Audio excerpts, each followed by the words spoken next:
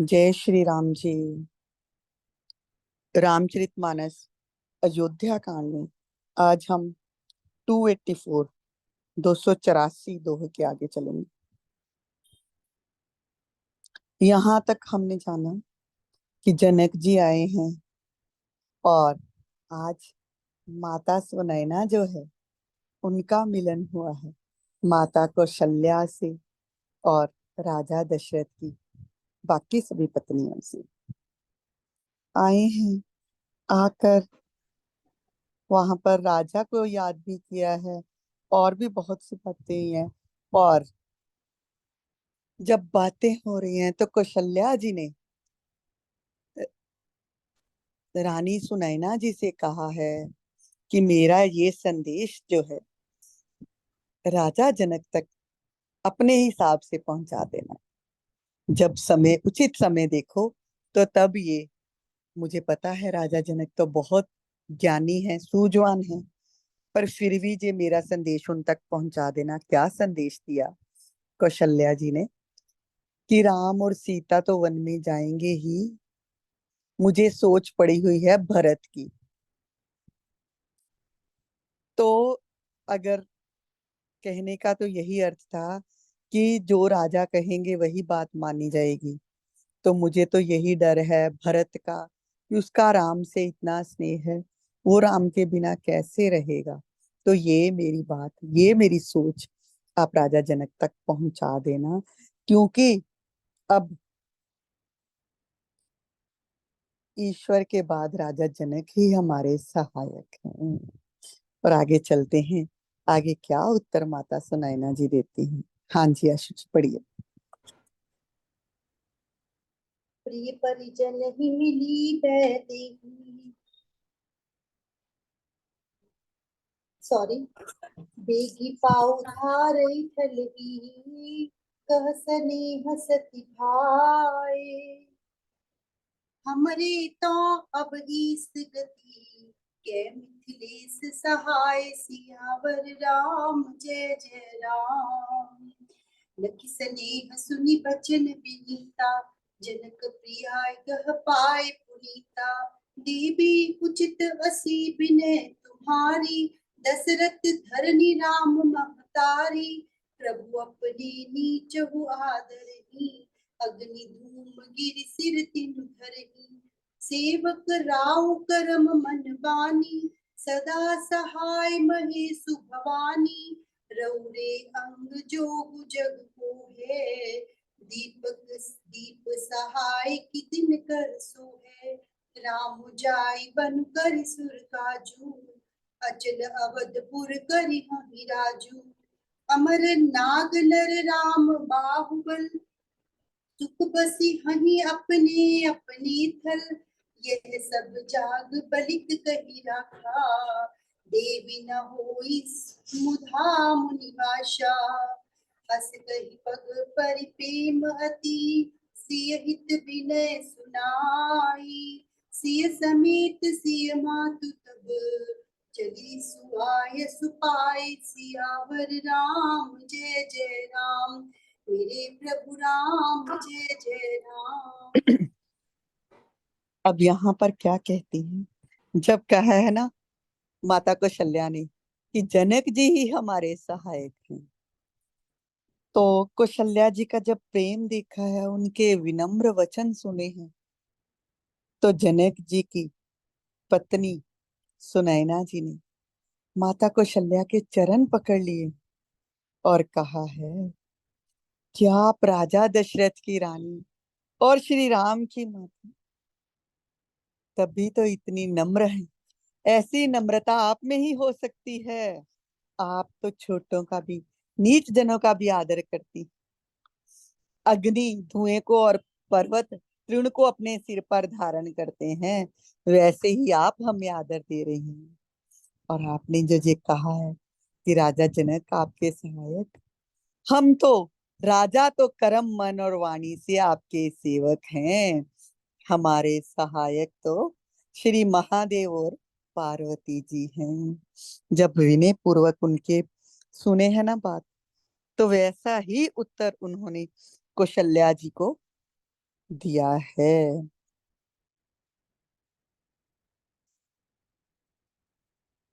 क्या कहती हैं कि आपकी सहायता की योग्यता संसार में किसे है? महाराज तो आपके आज्ञाकारी सेवक हैं। और फिर साथ में ही दीपक सूर्य की सहायता करके कोई शोभा पा सकता है? नहीं पा सकता ना। तो वैसे ही सूर्य कुल के जो हैं प्रकाशक राम हैं, और उनकी क्या सहायता हम कर सकते हैं? हम तो दीपक के जैसे ही हैं। अब आगे क्या कहा है उन्होंने? कहते हैं श्री रामचंद्र जी वन में जाकर देवताओं का कार्य करके अवधपुरी में अचल राज करेंगे, और देवता नाग और मनुष्य सब श्री रामचंद्र जी की भुजाओं के बल पर अपने अपने लोकों में सुख पूर्वक बसेंगे। अब ये भी बता दिया है, पहले ये बात कह सकती थी, नहीं कही। पहले तो उनको आदर दिया है कौशल्या जी को, और साथ में ये बता दिया कि हमारे जो याज्ञवल्क्य मुनि जी थे ना, उन्होंने पहले से ही कह रखा है कि श्री रामचंद्र जी का अवतार जो है इसीलिए हुआ है, इस धरा पर इसीलिए आए हैं। तो उनके वचन तो झूठे हो नहीं सकते। तो इसीलिए श्री राम वन में जाकर देवताओं का कार्य कर फिर वापस अवधपुरी में अचल राज्य करेंगे, ऐसा कहा है। फिर बड़े प्रेम से पैरों में पड़ी है उनके, और उन्हें कहा है कि सीता जी को हमारे साथ कुछ समय के लिए भेज दीजिए। देखो कैसी विनय, जैसी विनय माता कौशल्या जी दिखा रही हैं, वैसी ही विनय इधर सुनैना जी ने दिखाई है। सीधा नहीं कहा कि हमारी पुत्री है, मेरा मिलने का हमारी इच्छा है, हमारे साथ भेजिए। पहले तो उनका आदर सत्कार किया है, और ये बात भी कि हमें भी पता है कि राम वन में जाएंगे, ये बात भी बता दी है कि हमारे गुरुदेव ने ये हमें पहले से जना रखा है। और फिर बाद में विनती की है कि सीता जी को हमारे साथ हमारे डेरे में भेज दीजिए। हाँ जी।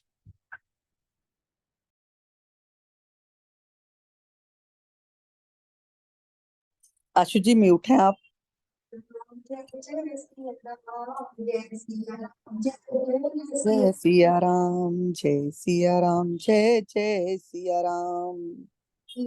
जो जी जो गुमान थी आपस बेश जान की थी भासबु बिकल विषाद विशेषी जन राम गुराय सुखाई चले नहीं सिय देखी आई तीन मिलाई गुर जन जानकी पावली पावन देव आई और कुमदेव अबंधी अनुरागु भयउ भूप मन मन भयागु सिय सने बट भारत जोहार ताप राम प्रेम शोभा चिरंजीव मुनि ज्ञान विपुल जनु बूढ़त लहु काल अवलंबन मोह भक्ति नहीं विधि महिमा से रघुबर समेत की सिय मातु स्नेह बस सिय मातु स्नेह बस बिखरे सकी संभारे धरणी सुत पीठ धरे को समस्त विचारे सियावर राम जय जय राम मेरे प्रभु राम जय जय राम तापस विश जनक सेवकी भयो प्रीति पर दोष विशेषी कुंती पवित्र किए कुल तो का सबको जीत सरसरी कीरति सर तोरी गगन की विधि अंड करोरी गंग अवध फल कीनी बढ़े किन्हीं के साथ समाज गरीबी पितु कह सत्य सलीब सुभानी सिय सकुच महु मनहु समानी पितु मातु लीनी पुरनाई सिखास शिहित दीनि सुभाई कहती सिय सकुच मन माही लिहाव सब रजनी भल जाही लगी रुखदानी जलाऊं लाऊं, हृदय सराहत सील सुभाऊं। बार बार मिली है किसी विदा की निसलमानी, कहीं समय सिर भरती बनी, रानी सुबानी सयानी सियावर राम जय जय राम, मेरे प्रभु राम जय जय राम।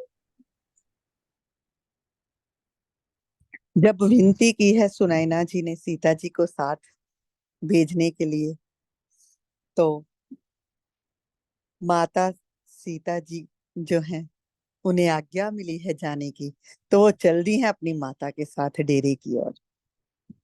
और जब पहुंची हैं वहां पर, तो जिस योग्य जो था उससे उसी प्रकार मिली हैं।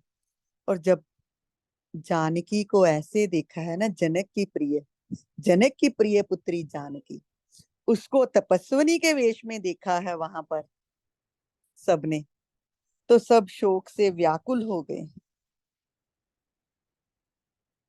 जनक जी तब तक बैठे हुए थे श्री राम जी के पास, और जब गुरु वशिष्ठ जी ने उन्हें भी कहा अब आप भी अपने डेरे की ओर चलिए, तो आ गए हैं। वहां आए हैं तो अपनी प्रिय पुत्री को देखा है, और अपने पवित्र प्रेम और प्राणों की पाहुनी जानकी जी को हृदय से लगा लिया। जब जनक जी अपने डेरे में वापस आए हैं, तो पुत्री को देखकर इतना प्रेम बरस रहा है, हृदय से लगा लिया है उसे।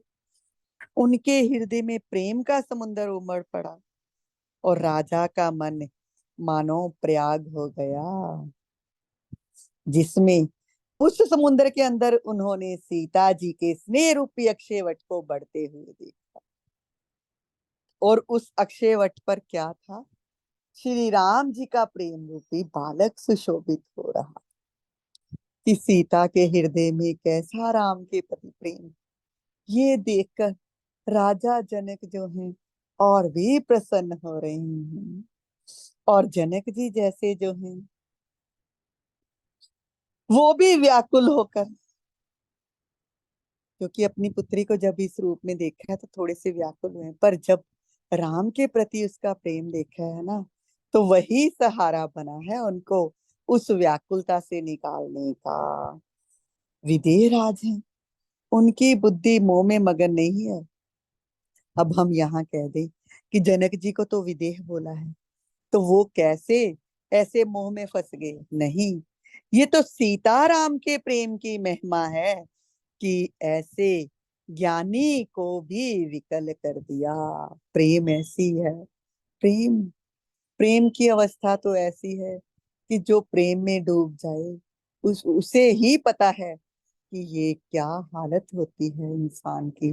प्रेम में डूबे हुए इंसान की जो हालत है, वही इस समय ऐसे ज्ञानी राजा जनक की भी हो गई है अपनी पुत्री को मिलते ही, क्योंकि राम और सीता दोनों के प्रेम के दर्शन हो रहे हैं। और माता पिता ने जब ऐसा प्रेम दिया है ना, तो सीता जी भी विकुल हो गई हैं। परंतु है तो पृथ्वी की कन्या ना, तो धैर्य धरा। पहले तो विकुल हो उठी कि आज मुझे शादी के बाद आज पहली बार अपने माता और पिता के दर्शन हुए हैं, और कैसा प्रेम है उनका। और जब उनसे मिली हैं सीता सीता जी, तो धर्म का विचार कर धैर्य धारण कर लिया है। सीता जी को तपस्विनी वेश में देखकर जनक जी को विशेष प्रेम और संतोष हुआ।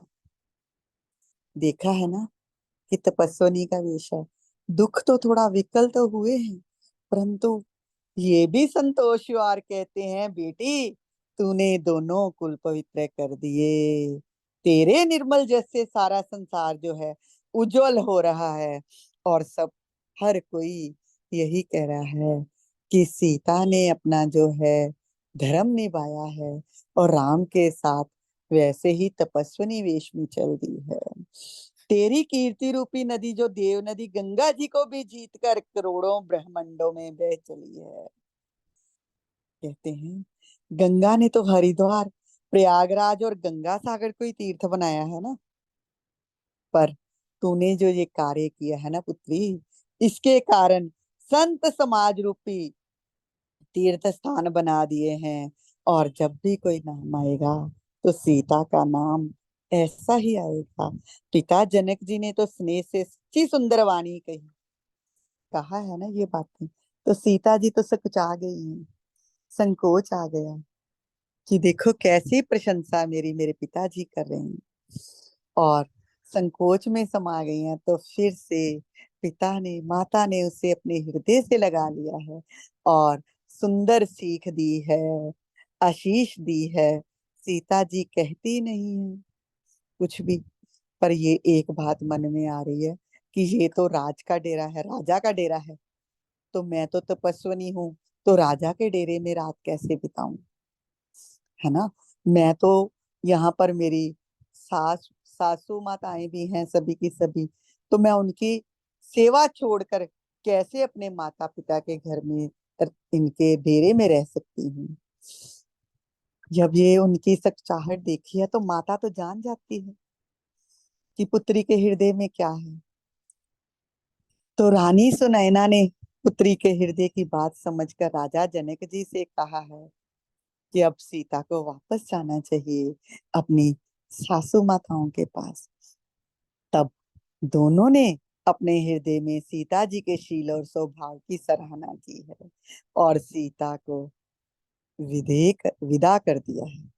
और जब सीता जी को विदा किया है ना, देखो पुत्री आई है तो उसको विदा भी करना है, और पर वो है कि वेश में, तपस्विनी वेश में, तो उसी हिसाब से ही उसकी पाहुनी हुई है और प्रेम के साथ उसको विदा किया है। जब चले गई है माता सीता तो थोड़े से राजा जनक जो हैं अभी उसे दशा में है, तो अब उचित अवसर देखा है माता सुनैना ने और भरत जी की बात छेड़ दी है। कौशल्या जी ने कहा था ना कि आप उचित अवसर देखकर राजा जनक जी से भरत की दशा का वर्णन कर दीजिएगा।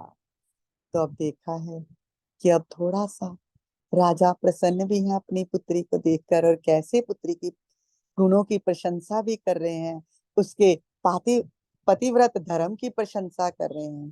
तो अभी यही शुभ अवसर है, इसी अवसर पर मैं उन्हें बता देती हूँ कि ऐसा भरत जी को जो कह है उनके हृदय में राम बसते हैं। और ये बात मैं बताती हूँ, और ये बात उन्होंने भरत जी से, भरत जी की दशा का वर्णन अभी राजा जनक से किया है। हाँ जी।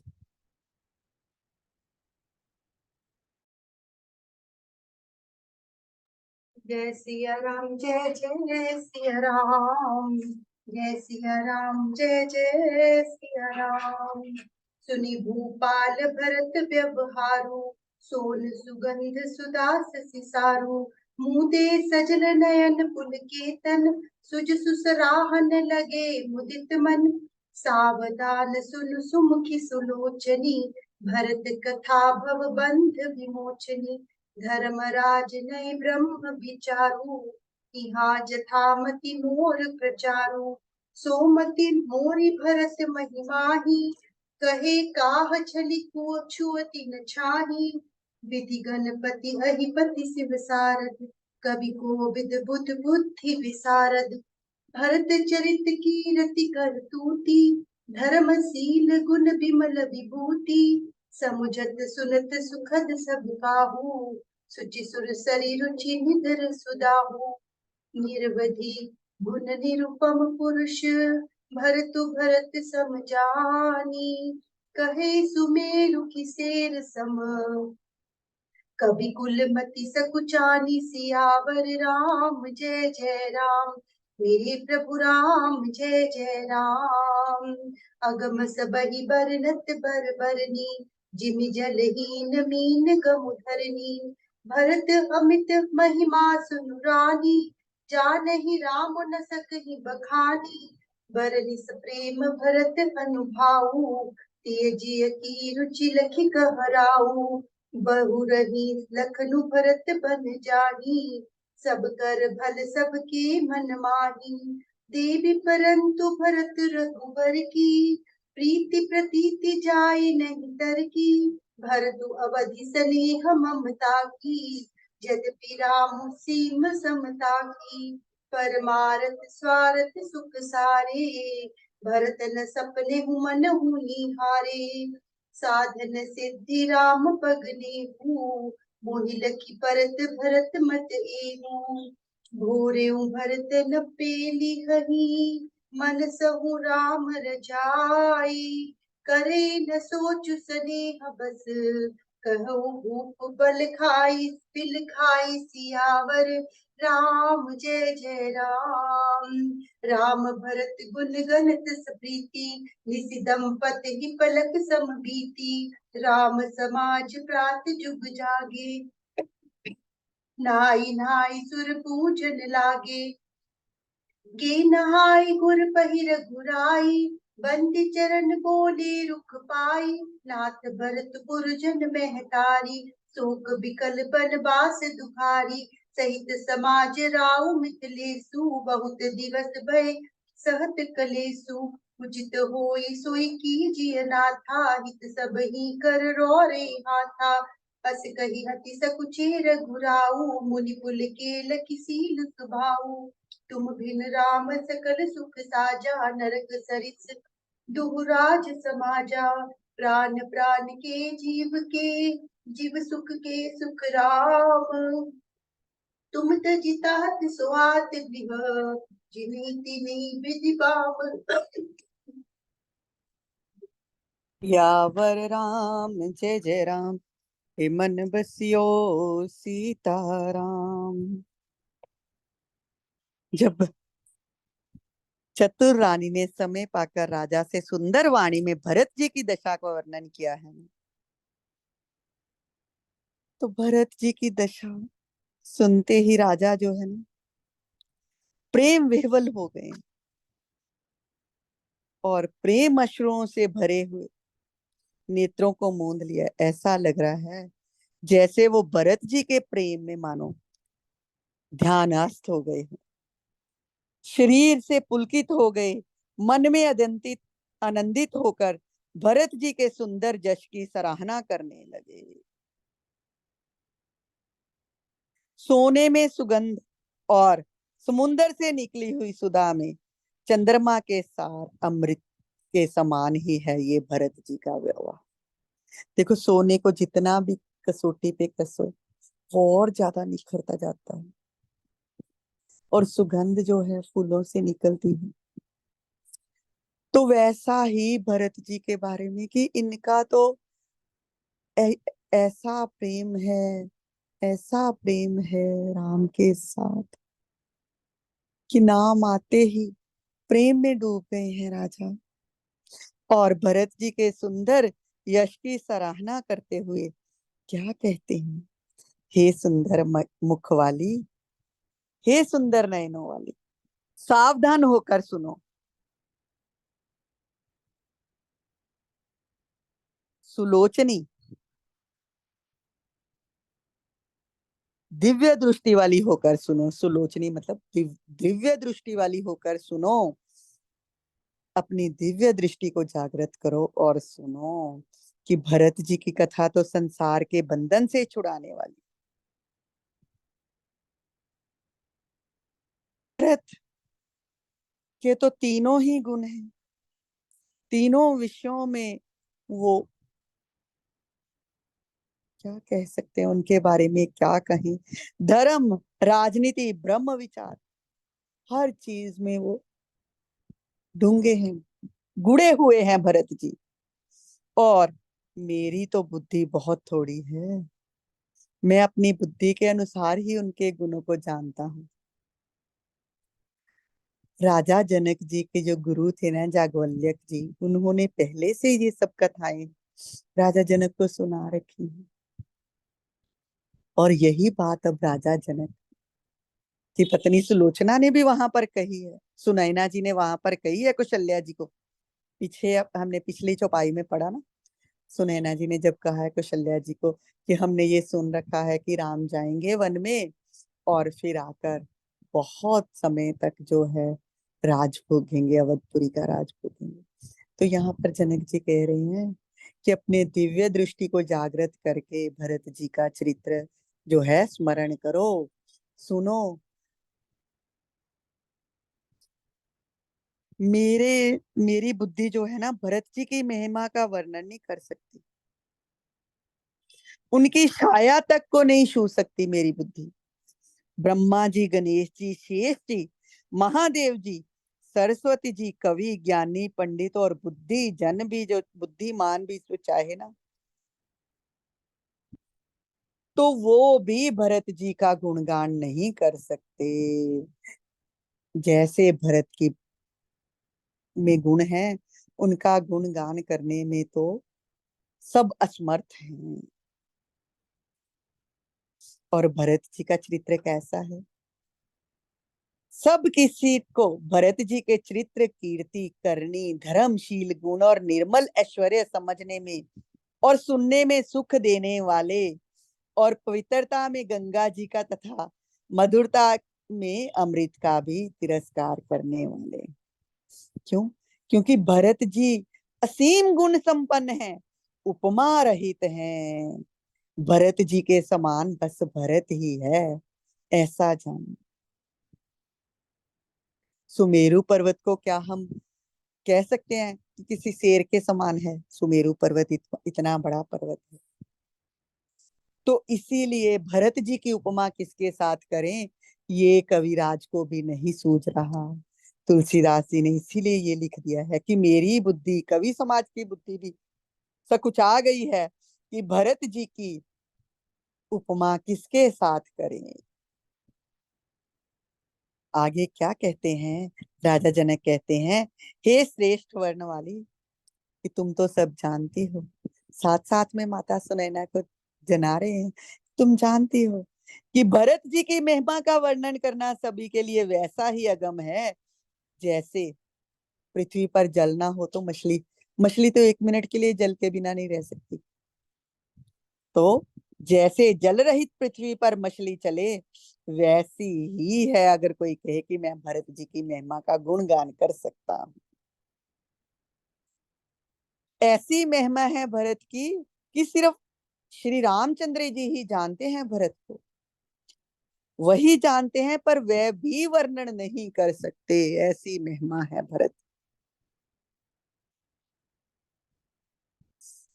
जब भरत जी का प्रभाव का वर्णन किया है पहले राजा जनक जी ने अपनी पत्नी के सामने, और बताया है कि राम भी नहीं उसकी महिमा का वर्णन कर सकते, तो मैं क्या करूंगा उसकी महिमा का वर्णन, मैं सब जानता हूँ, ये बता दिया है। और आगे ये भी समझ में आ गई कि पत्नी मेरी क्या कहना चाहती है, कि लक्ष्मण जी लौट जाएं और भरत जी वन को चले जाएं, इसमें सभी का भला है और यही सबके मन में है। पर क्या कहते हैं? कहते तुम यही चाहती हो, तुम यही मुझे कहना चाहती हो, परंतु देवी, भरत जी और श्री रामचंद्र जी का प्रेम और एक दूसरे पर जो विश्वास है ना, वो बुद्धि और विचार की सीमा में नहीं आ सकते। श्री रामचंद्र जी जो हैं समता की सीमा है, वो सबको एक जैसा ही रखते हैं। तथापि भरत जी जो हैं प्रेम और ममता की सीमा है। अर्थात तुम कहती हो तो मैं कह दूंगा, परंतु भरत नहीं जाएंगे साथ में, क्योंकि जो राम आज्ञा देंगे वही भरत करेंगे, और भरत को तो राम साथ लेकर जाएंगे नहीं, भरत को तो वही कहेंगे कि तुम्हें पिता की आज्ञा है तो तुम्हें ही राज करना है, जैसे भी करना है ये तुम जानो। और भरत जो है राम के आदेश को तो टालेंगे ही नहीं कभी। जो राम का वचन है वो भरत के लिए पत्थर पर लकीर के समान है। लक्ष्मण एक बार तो आगे से बोल सकते हैं राम के कि नहीं, मैं आपके साथ ही वन में जाऊंगा, आप कैसे मुझ सेवक को छोड़ जाओगे, परंतु भरत तो ये भी नहीं कहेंगे। भरत का प्रेम तो जो है, जो वचन श्री मुख से, राम के मुख से निकले हैं, वही पत्थर पर लकीर है। जैसे ही राम आज्ञा देंगे भरत तो वैसे ही चलेगा। और भरत का प्रेम ऐसा है भरत के नाम लेने से ही जो है ना, इंसान, कोई भी भरत के प्रेम को जान तो सकते नहीं हम लोग, पर उनका नाम लेते ही ऐसा लगता है जैसे मुक्ति मिल गई, जैसे राम हृदय में आ जाते हैं जब हम भरत का नाम लेते हैं। और राम के प्रेम का सागर जो है ना, उमड़ पड़ता है हृदय में भरत का चरित्र स्मरण करते ही। यही बातें जनक जी यहाँ पर कह रहे हैं कि भरत का चरित्र तो ऐसा है, उसको जो एक बार सुन लेगा, समझ तो नहीं आ सकता, सुन कुछ भी उसका एक हिस्सा भी सुन लेगा ना, तो वो भी मुक्ति की ओर चल देगा। राम का प्रेम उसके हृदय में ही लोरे मारना शुरू कर देगा। श्री रामचंद्र जी के प्रति अनन्य प्रेम है। और देखो, भरत ने तो स्वप्न से भी कभी किसी सुख को, स्वार्थ को सोचा ही नहीं है, मन में भी स्वप्न में भी नहीं सोचा। और श्री राम जी के चरणों में प्रेम ही उनका साधन है, वही उनकी सिद्धि है। कि भरत का बस एक ही सिद्धांत है कि मैं राम के चरणों का अनुरागी हूँ। अचूक कुंजी बता दी है हमें राजा जनक जी ने जहाँ पर, कि अपना कोई स्वार्थ नहीं है। स्वप्न में भी स्वार्थी किसी बात का भरत ने अपनी तो कभी सोच करी ही नहीं है। मन में तो कह दो अलग बात है, स्वप्न में भी नहीं कभी अपने बारे में सोचा। और क्या कुंजी बताई है राजा जनक जी ने कि श्री राम के चरणों में प्रेम ही भरत का सिद्धांत है।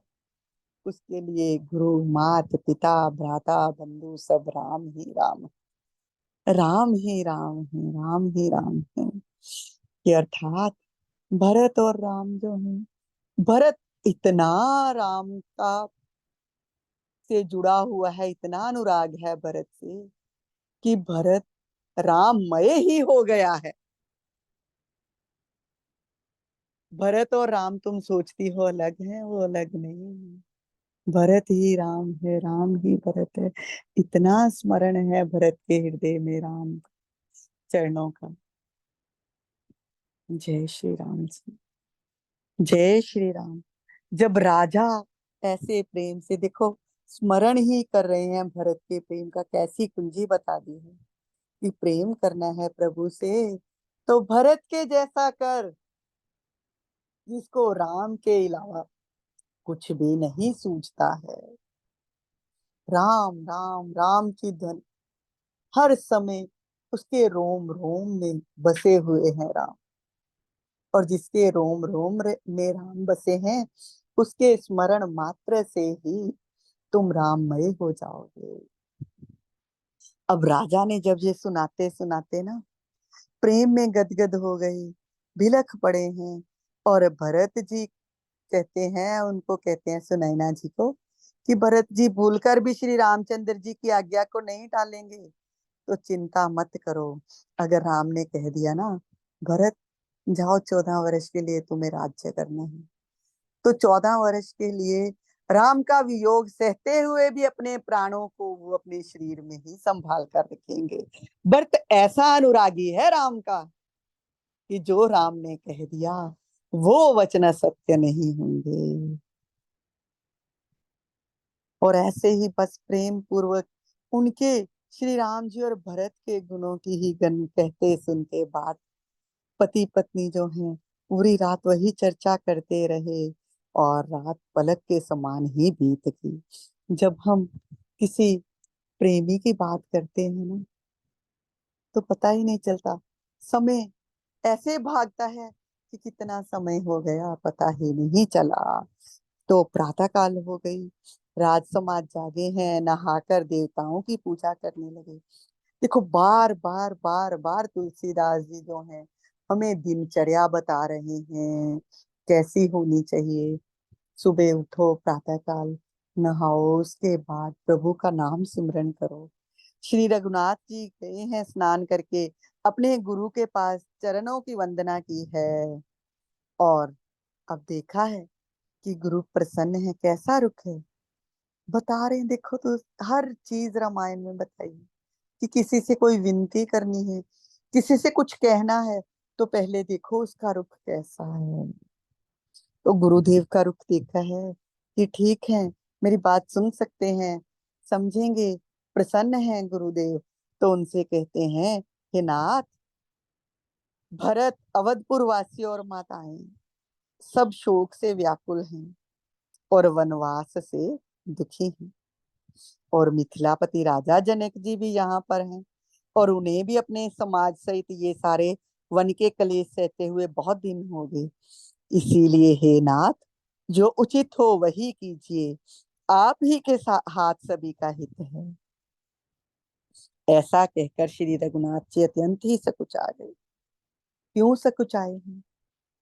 देखो, ये तो गुरुदेव को पहले से, अब तो गुरुदेव ही बड़े हैं, राजा तो है नहीं। तो जो गुरुदेव आज्ञा देंगे वही सबको माननी है। और उस समाज में कभी भी छोटे जो हैं आकर बड़ों को कुछ भी बोलते नहीं थे।